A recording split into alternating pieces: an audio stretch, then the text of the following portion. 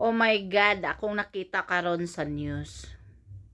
Dili gyud lalim depression. It's not easy. My God, mga anak.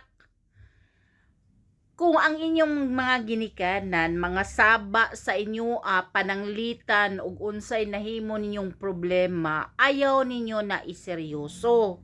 Normal sa ginikanang magyaw-yaw labi na og way kwarta. My God, pag-abli na ako sa akong Facebook o sa kababay miambak sa Antugan Bridge sa Impasugong.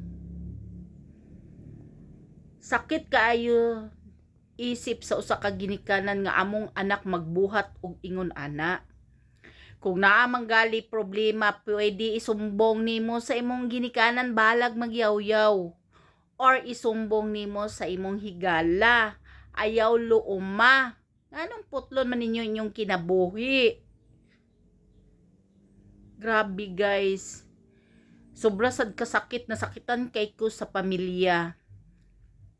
Kay walay malipay sa nahitabo.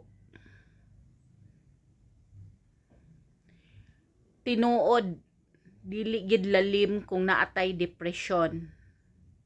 Pero kung pwede, ayaw in taon ninyo putla ang inyong kinabuhi.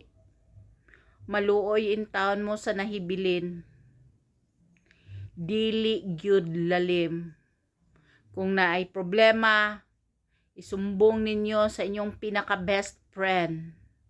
Sumbong ninyo sa inyong ginikanan, bahalag magyaw-yaw ng inyong ginikanan. Kay normal na gid sa ginikanan magyaw-yaw. Dili niya intention nga magyaw-yaw siya, pero pinaagi sa dili na to mahibaw-an kay klase-klase ang mga problema. Like for me, sa ako financial, 'di ba? Iyaw-yaw ko na lang kay kung magyaw-yaw murag hay pa ka makakitag paaging unsay angay nimo buhaton. Ayaw ninyo iseryoso. Kami sa nauna, lahi naging kabatanunan karon, kami sa nauna gokdon man mig kutsilyo, bunal, pisi, bunalan mi sa kalsada or unsa. Wala. Tungod kay amo ng ginikanan. Pag magpakita kag bagutbot, bundak-bundak, ignon dayon kag gisukol. Pero karon, maay na kayo motubag. Sakit gigay guys, sakit gigayo. Kung naay problema, sultihon na lang.